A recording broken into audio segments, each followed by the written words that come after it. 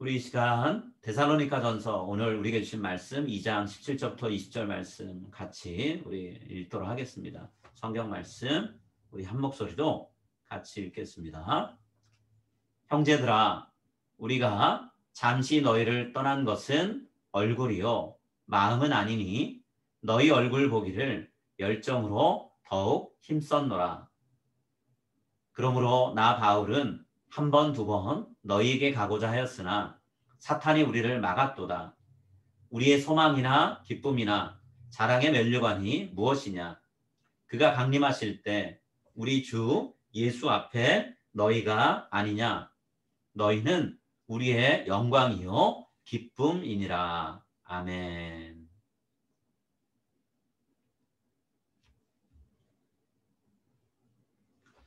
오늘 우리가 데살로니가서 2장 17절부터 20절 말씀을 같이 읽었는데요.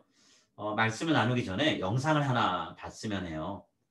주인 곁을 지키던 한 반려견에 관련된 영상인데요. 잠깐 이 영상을 보고 그 다음에 말씀을 제가 이어가도록 하겠습니다.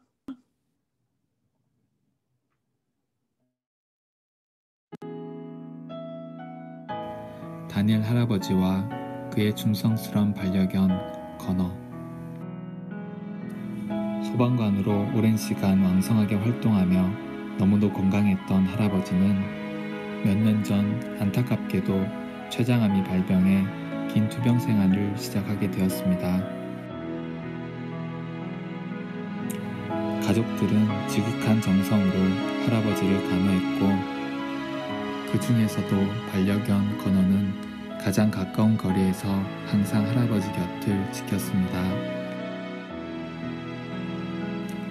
건강했던 할아버지만큼이나 활동적이고 건강했던 건어는 할아버지의 투병 생활이 시작되자 대부분의 시간을 할아버지 옆 좁은 간이 침대 위에서 보내곤 했습니다.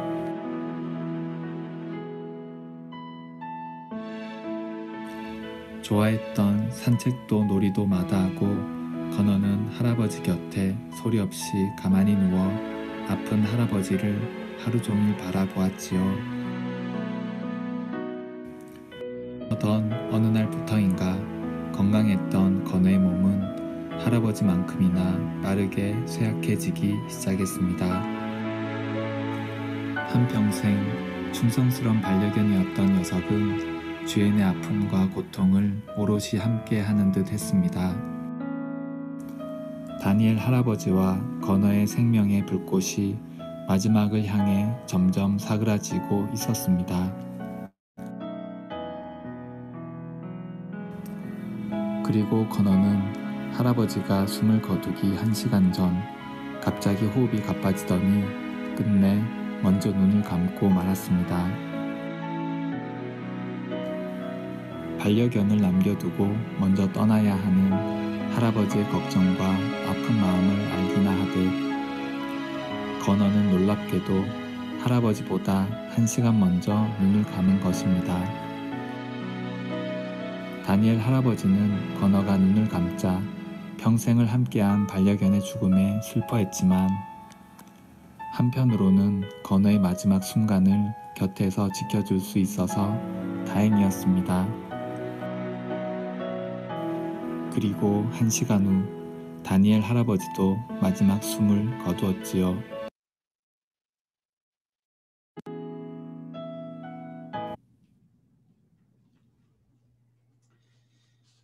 이 이야기를 통해 우리가 보게 되는 게 있는데요. 우리가 누군가와 맺는 관계를 좀 생각해 보게 됩니다. 우리가 누군가랑 이렇게 뗄래야 뗄 수 없는 깊고 진한 관계를 맺고 살아가고 있는가라는 질문을 좀 던져보게 되죠. 생명을 가지고 있는 존재들 간에는 서로 깊은 정이 나눠지잖아요. 그리고 어떤 것으로도 끊을 수 없는 끈끈한 사랑의 끈으로 서로가 이어지게 되죠. 제가 이 영상을 왜 보여드렸냐면 오늘 본문에서 바울이 그런 관계를 맺고 있거든요. 데살로니가 성도들이랑 그런 관계를 맺고 있는 걸 보면서 사람과 짐승의 관계도 이렇게 끈끈한 것만큼이나 사람과 사람과의 관계는 더 끈끈하지라는 생각을 하면서 이 말씀을 좀 같이 나누게 되는데요. 여러분 오늘 본문에서 바울이 데살로니가 성도들과 함께 지내지 못하는 상황 가운데서 그들 향해 품고 있는 마음을 여러 가지 다양하게 이렇게 표현하고 있는데요. 어떤 마음, 어떤 관계를 맺고 있는가를 좀 생각해 봤으면 좋겠는데 제일 먼저 생각해 볼 건 바울이 멀리 떨어져 있으면서 얼굴을 보지 못하는 성도들에 대해서 너무나 안타까운 마음을 품고 있고 그 마음을 편지를 통해 표현하고 있다는 거예요. 17절과 18절 말씀에 바울이 얘기하는 내용이 나오는데요. 17절, 18절 말씀 우리 같이 한번 읽었으면 좋겠습니다. 멀리 떨어져 있는 얼굴을 볼 수 없는 성도들에서 어떤 마음을 품고 있는지 자 17절, 18절 함께 읽겠습니다. 형제들아 우리가 잠시 너희를 떠난 것은 얼굴이요 마음은 아니니 너희 얼굴 보기를 열정으로 더욱 힘쓰노라. 그러므로 나 바울은 한 번, 두 번 너희에게 가고자 하였으나 사탄이 우리를 막았도다. 아멘. 여러분 바울은 데살로니가 성도들과 원치 않은 이별을 하게 된 걸 굉장히 아쉬워하고 있어요. 오늘 본문에서 바울이 너희를 떠난 것은 이라고 이렇게 표현했습니다. 너희를 떠난 것은 그냥 읽으면 바울이 본인이 스스로 떠난 것처럼 여겨지죠. 근데 조금 더 정확하게 번역을 하자면 너희에게서 내가 떼어지게 된 것은 이란 표현이에요. 영어로 torn away 이렇게 번역할 수 있는데요. 원문에 충실한 번역은 그렇습니다. 이 말은 어떤 의미냐면 바울이 누군가에 의해서 강제로 데살로니가 교회 성도들로부터 멀어질 수밖에 없게 만들어졌다는 얘기예요. 마치 부모가 아이를 빼앗기고 다시 그 곁에 가지 못하는 상황에서 자기 신세가 이렇다라고 표현하는 거랑 비슷합니다. 영어로 번역할 때 torn away라는 표현도 하지만 orphaned, 고아가 되었다라는 표현을 쓰기도 하거든요. 부모와 생이별을 한 상태. 여러분 이 말은 과장된 표현이 아니에요. 바울이 데살로니가 교회 성도들을 생각할 때 바울 자신과 성도들의 관계를 부모, 자식 관계로 생각했거든요. 본인을 영적인 아버지 혹은 어머니로 생각하고 성도들을 어린아이로 생각했기 때문에 내 자식들과 내가 생이별을 하게 된 그런 마음입니다라고 얘기하고 있는 거예요. 바울이 이렇게 얘기하는 배경을 우리가 잘 알고 있죠. 바울이 데살로니가 교회에서 전도하다가 유대인들의 시기를 받아가지고 폭행을 당하고 죽임을 당할 뻔했잖아요. 겨우 상황을 모면하긴 했지만 점점 더 상황이 좀 심각해진 걸 보면서 바울을 염려했던 성도들이 바울을 밤에 몰래 빼돌려서 다른 곳으로 보내죠. 그래서 바울이 베레아로 갑니다. 데살로니가에서 탈출해서 베레아로 갔어요. 그런데 그때 이후로는 바울이 데살로니가로 갈 수 있는 상황이 전혀 벌어지지 않았어요. 바울은 여러 번 가려고 시도를 했습니다. 그러나 못 갔어요. 방금 읽었던 구절에 이렇게 돼 있죠. 한 번, 두 번 너에게 가고자 하였다. 한 번, 두 번 너에게 가고자 했다. 그럼 이 말이 또 그냥 읽는 대로 하면 한 번, 두 번 갔다. 이게 그냥 한두 번 시도해보고 포기했다 이런 의미처럼 생각될 수 있는데요. 그게 아니고요. 여러 번에 걸쳐서 내가 반복해서 시도해보고 있다. 지금도 그런 일을 계속 나는 하고 있다. 그런 의미를 담고 있는 거예요. 시도를 해봤지만 바울은 그 뜻을 이루질 못한 거죠. 왜 그렇다고 얘기하나요? 사탄이 가로막았기 때문이다라고 얘기하고 있어요. 사탄이 어떤 식으로 방해 공작을 했는지 성경을 통해 우리가 정확히 알 수는 없습니다. 그렇지만 몇 가지 추측해 볼 수 있는 이유들이 있는데요. 한 두 가지 정도 큰 게 있습니다. 그 두 가지 이유가 어떤 거냐? 첫 번째는요. 바울이 다른 성경에서 그런 얘기 하잖아요. 육체의 가시가 있어서 내가 사역을 하는데 어려움이 생기기도 했다. 결국에는 육체의 가시라고 불리는 질병 때문에 데살로니가로 가지 못한 게 아닐까. 건강 상태가 나빠서 그런 거 아닐까라는 추측이 하나 가능하고요. 또 다른 것은 데살로니가 시 당국이 바울이 쫓겨나는 과정에서 크게 시 안에 소동이 벌어진 걸 보고 이대로 두면 안 되겠다 하고 바울이 데살로니가 시로 들어오는 것을 공식적으로 막았기 때문에 그럴 수도 있다는 거예요. 이 다 두 가지 이유 다 추측이에요. 정확한 어떤 판단은 아닙니다. 가능성이 있는 이유지만 정확하다고 말할 수는 없어요. 중요한 건 바울이 지금 데살로니가 교회에 가지 못하는 이유가 성도들에 대한 관심과 사랑이 부족해서 무관심해서 그런 거냐? 그게 아니라는 거예요.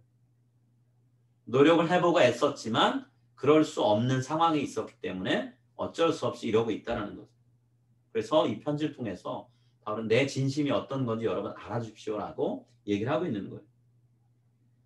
여러분 바울이 이 지금 17절 18절에서 헤어진 상태를 표현할 때 잠시란 단어를 썼어요. 저는 정말 여러분들과 헤어지는 그 순간에 잠깐이면 모든 상황이 해결되고 곧 보게 될 거라고 생각했습니다. 이렇게 얘기하고 있는 거죠. 이렇게까지 오랫동안 못 볼 거라고 생각을 못 했다는 얘기예요. 꿈에도 생각하지 않았다는 거죠. 그런데 현실은 생각과는 다르게 아무리 보고 싶어도 볼 수 없는 상황이더라는 거예요.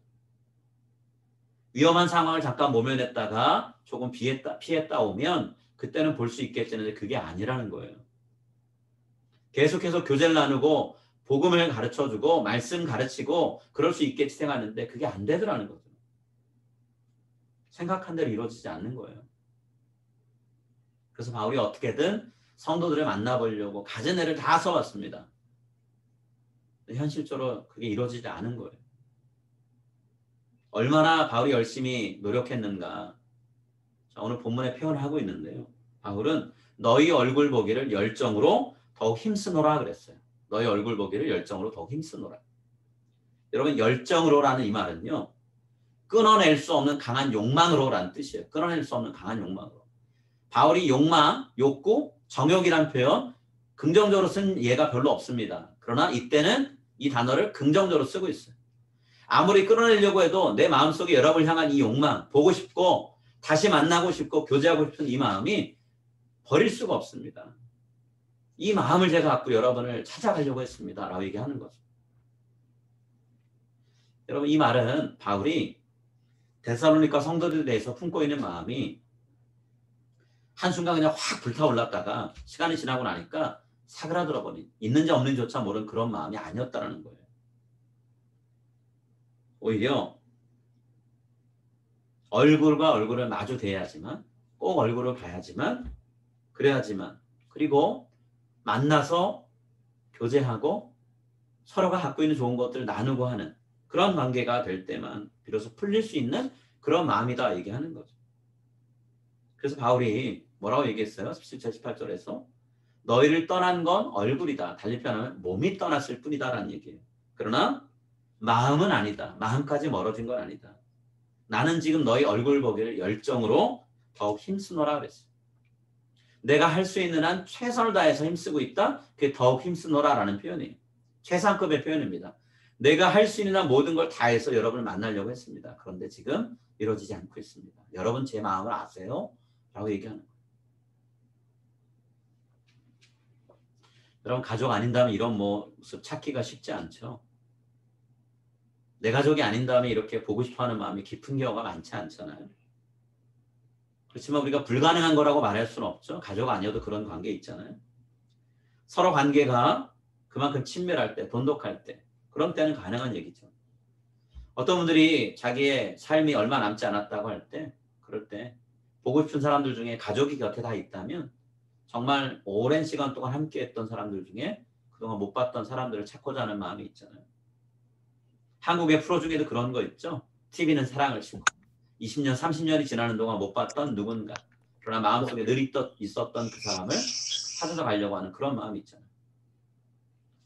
자, 오늘 바울이 이야기하는 내용을 통해 우리가 생각해 볼 게 뭐가 있냐면 우리가 기도하고 꿈꿔야 되는 이 공동체 안에서 구성원인 우리들 서로가 서로를 대하는 자세가 어때야 되는가 바로 이런 모습이라는 거예요. 보고 싶고 그리웠고 교제하고 싶고 나누고 싶고 이런 마음. 보지 못하면 아쉽고 안부 확인할 수 없을 때 안타까운 심정으로 서로가 사랑의 끈으로 연결된 상태. 그런 상태에서 우리가 살아갔으면 좋겠어요. 서로에 대한 애절한 마음 없이 그냥 같이 일하기 위해서 만났다가 헤어지는 그런 사이가 되지 않았으면 합니다. 서로를 향해서 마음이 깊어지고 또 깊어지는 그러한 관계가 돼서 예수님이 또 바울이 우리에게 꿈꾸라고 했던 그런 공동체를 우리가 세우는 그런 모습의 삶을 살아갔으면 좋겠어요. 바울은 그런 마음으로 지금 성도들을 바라보는 거예요. 몸이 떠나 있다고 여러분은 내가 생각하지 않는 거 아닙니다. 여러분을 기도하고 있고 마음 아파가 있고 기회가 되는 대로 만나려고 합니다. 라고 얘기하는 거죠. 자, 이렇게 애끓는 마음을 바울이 처음으로 얘기했고요. 그 다음에 또 하나, 바울이 데살로니가 성도들에 대해서 품고 있는 또 다른 마음을 얘기를 하고 있어요. 여러분 어떤 마음을 얘기할까요? 멀리 있지만 꿋꿋하게 신앙생활을 잘 감당하는, 어려움이 있지만 끝까지 가고 있는 그 성도들에 대한 어떤 자부심이 있는 거예요. 그 마음을 표현하고 있어요. 여러분, 제가 여러분 생활할 때 참 자부심이 있습니다. 자, 19절 20절 말씀에 이 자부심이 나오는데요. 얼마나 자부심이 있는지 19절 20절 말씀 우리 같이 읽겠습니다. 우리의 소망이나 기쁨이나 자랑의 면류관이 무엇이냐? 그가 강림하실 때 우리 주 예수 앞에서 너희가 아니냐? 너희는 우리의 영광이요 기쁨이니라. 여러분, 바울이 데살로니가 교회 성도들 때문에 여러 가지 긍정적인 생각들을 많이 갖게 됐다 얘기합니다.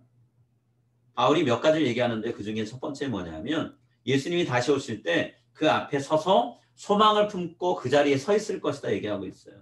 왜 소망을 갖고 그 자리에 서 있을까요? 예수님 앞에 서는 게 왜 기대가 된다고 얘기할까요? 바울이 데살로니가 교회에서 열심히 수고했는데 수고했던 열매, 결과물이 데살로니가 교회 성도들의 모습을 통해 나타날 거기 때문에 복음을 전했는데 처음에는 열정적으로 잘 받아들이고 어려움이 생기니까 다 흩어지고 없는 그런 게 아니라 어려움 가운데 더 믿음을 굳게 지키는 모습, 견신한 신앙을 지키는 사람들이 바울의 전도, 복음 선포를 통해 일어났다는 것을 보면 예수님 앞에서 그럴 수 있잖아요. 예수님 보세요.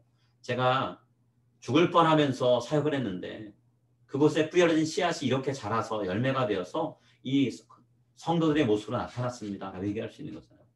그럼 예수님 앞에서 얘기하고 싶으니까 얼마나 그 시간이 기다려지겠어요? 기대가 되겠어요. 바울 자신의 입장에서 생각해 보면 내가 그렇게 어렵게 도망치듯 떠날 수밖에 없었는데 내가 그 이후로 어떻게 복음의 열매가 맺혀진지 몰랐는데 데살로니가 교회 성도들 통해서 헛수고한 거 아니구나. 수고의 열매가 여기 있구나. 라고 생각하면 얼마나 그 마음이 뿌듯하겠어요. 그 마음을 소망이라고 표현하고 있어요. 자, 그런 바울한테 예수님이 뭐 해주실까요? 성경에 나와 있는 예를 들자면 예수님 잘했다고 칭찬하실 거라는 거죠. 그리고 머리에 면류관을 씌워주실 거라는 거예요. 면류관. 바울이 언급하고 있는 면류관은 운동 경기에서 승리하면 메달 달아주시, 그 당시에 로마 그리스 시대에는 월계관 달아줬죠. 월계관을 생각하는 거예요. 승리한 선수한테 주어지는 최고의 상을 생각하는 거죠. 그때를 생각하니까 바울이 기쁨에 차는 거예요. 지금은 고통스러운 시간이지만 예수님 앞에 섰을 때 그때는 정말 내가 인정받고 상 받겠구나 하는 마음인 거죠. 그래서 기쁨에 가득 차서 자랑할 일만 생각하는 거예요. 그래서 예수님이 다시 오시는 날을 손꼽아 기다리고 있는 거죠. 그날이 바울이 수고한 모든 것에 대한 평가가 내려질 텐데 바울은 그날이 두렵지 않아요. 하나 앞에 내놓을 수고의 결과물인 데살로니가 교회 성도들이 살아있는 믿음을 가지고 있기 때문에 그들과 함께 서는 그날이 기다려지는 거죠. 그럼 질문 하나 드릴게요. 우리가 지금 몸담고 있는 올바니 한인 장로교회에 대한 우리의 마음은 어떤가요? 함께 신앙생활하고 있는 성도님들에 대한 우리의 마음은 또 어떤가요? 바울처럼 자랑스러운 마음이 있으신가요? 이 지역에 누군가가 왔을 때 혹은 누군가가 신앙에 대해서 관심을 가질 때 좋은 교회 있다고 우리 교회와 같이 가자고 얘기할 그런 마음을 갖고 계세요? 아니면 무언가 자꾸 부족한 모습이 보이는데 아쉬운 마음이 들어서 그 마음이 자랑할 만큼은 아니야 라고 생각이 되시나요? 그런 마음이 있다면 그 마음이 떳떳하게 자라나고 우리 교회로 오라고 할 수 있는 자부심이 되려면 우리가 기도하고 힘써야 될 부분이 어떤 게 있을까요? 다른 분들께 자신 있게 우리 교회 갑시다 라고 얘기할 수 있는, 권할 수 있는 마음이 들려면 우리가 무엇을 위해 힘쓰고 하나님 앞에 채워달라고 기도해야 되겠느냐, 이걸 우리가 묻고 답을 할 필요가 있어요. 몇 가지가 있겠죠. 다른 어떤 것보다 우리 서로가 있기 때문에 신앙생활이 참 힘이 되고 때로는 내가 해이해졌을 때 도전을 주는 사람이 제 주변에 많이 있습니다 라고 하는 생각이 드는 그런 교회가 되어야 되겠죠. 거기에 힘을 써야 될 거예요. 바울이 오늘 본문을 통해 데살로니가 교회 성도들과 자신의 관계를 이야기하면서 언급한 부분이 이거잖아요. 또 바울이 힘쓴 것처럼 복음을 전하는 데 열정을 우리가 쏟고 수고하는 일을 해야 되죠. 전하지 않는데 누구한테 자랑할 게 있겠어요? 만나서 예수님에 대해서 이야기하고 우리 교회의 어떤 장점에서 이야기하고 하는 시간이 필요하잖아요. 그리고 또 하나 우리가 기도해야 될 건 그렇게 우리가 복음을 전하고 권면했을 때 영적인 새로운 생명이 탄생하는 기쁨, 그리고 자라가는 기쁨을 우리가 누려야 되잖아요. 우리 교회를 와서 처음 신앙생활하는 분들이 시간이 지나면 지날수록 점점 더 믿음이 자라가고 정말 영적인 아기의 수준에서 사람의 성장기를 얘기하면 청소년기 지나서 청년이 되고 부모로서 다른 사람들을 완전히 돌보고 이끌 수 있는 그런 수준에 이를 수 있도록 해줘야 되잖아요. 그래서 우리가 서로를 바라볼 때 저 사람이 내 자랑이고 저 성도가 나의 기쁨이고 면류관이다 라고 얘기할 수 있는 그런 관계가 돼야 되겠죠. 저와 여러분의 관계도 바울과 성도들의 관계가 돼야 되겠죠. 저에게는 여러분이 바울이 말한 것처럼 소망이고 기쁨이고 자랑이 될 수 있도록 저는 또 기도해야 되고요. 여러분들은 저와의 관계, 다른 성도들과 관계가 여러분에게 이 사람들이 있기 때문에 제가 하나 앞에 서는 게 너무 기대가 됩니다. 소망이 있습니다. 이런 성도도 있기 때문에 제가 자랑스럽고요. 하나님 같이 이 성도들과 하나님 나라 가는 게 너무 기뻐요. 라고 말할 수 있는 그런 공동체. 그런 공동체를 이루는데 우리가 힘을 쏟아야 되겠죠. 여러분 우리의 기도 제목 가운데 꼭 교회를 위한 기도 제목이 있었으면 좋겠습니다. 우리 자신만을 위한 기도가 아니라요. 하나님이 교회를 귀하게 세워주시고 귀하게 써주십시오. 그래서 하나님 제 입으로 우리 교회만한 교회가 없습니다. 라고 사람들에게 이야기할 수 있는 그런 제가 되십시오. 라고 하는 기도를 하면서 함께 우리 올바른 한인 장로교회를 세워나가고 섬기는 우리 모두가 다 될 수 있기를 간절히 소망합니다. 우리 같이 기도할게요. 함께 기도합니다. 하나님 감사합니다. 오늘 바울이 데살로니가 교회를 너무나 멀리 떠나 있지만 그의 마음은 너무나 보고 싶은 마음이 커서 기회가 될 때마다 그 데살로니가 교회를 향해서 가려고 애를 썼습니다. 그런데 마음대로 되지 않았습니다. 바울의 마음이 참 아팠습니다. 하나님 그런데 그 시간을 바울은 소홀히 대하지 않고 힘을 다해서 정말 애쓰면서 본인이 못 가면 다른 누군가라도 보내려는 그런 마음을 가지고 저들을 위해서 기도하고 애를 썼습니다. 하나님 우리에게도 우리 교회를 바라보는 마음이 그런 마음 되게 해주시긴 합니다. 물리적으로는 우리가 함께 모이지 못하고 온라인을 통해 모임을 갖고 있지만 그러나 이 모임마다 귀한 교제들이 나눠질 수 있게 하시고 서로가 서로에게 격려가 되며 도전이 되는 시간이 되게 하시고 하나님 그렇게 얼굴 마주 대하는 성도들을 위해 축복하며 기도하는 우리 모두가 되게 하시고 바울이 꿈꿨던 그리고 바울이 세워나가려고 했던 예수님을 본받아 섬기려 했던 그런 공동체 우리 교회 안에 이루어지게 하셔서 우리가 다른 사람들에게 올바니에서 교회를 찾습니다 이야기하면 자랑스럽게 우리 교회를 같이 가시죠. 우리 교회가 그런 교회입니다. 찾으시던 교회가 맞습니다. 그렇게 이야기할 수 있는 하나님 그런 모습의 공동체가 되어갈 수 있게 하시고 우리가 그런 공동체를 이루는데 기도하고 힘쓰는 한 사람 한 사람 다 될 수 있게 해주시기는 합니다. 하나님 서로를 향해서 기대하는 마음으로 바라볼 수 있게 해주시기는 합니다. 오늘도 귀한 믿음의 식구들과 함께 예배드리게 하신 것 감사드리며 이 모든 말씀 예수님의 이름으로 기도드립니다. 아멘.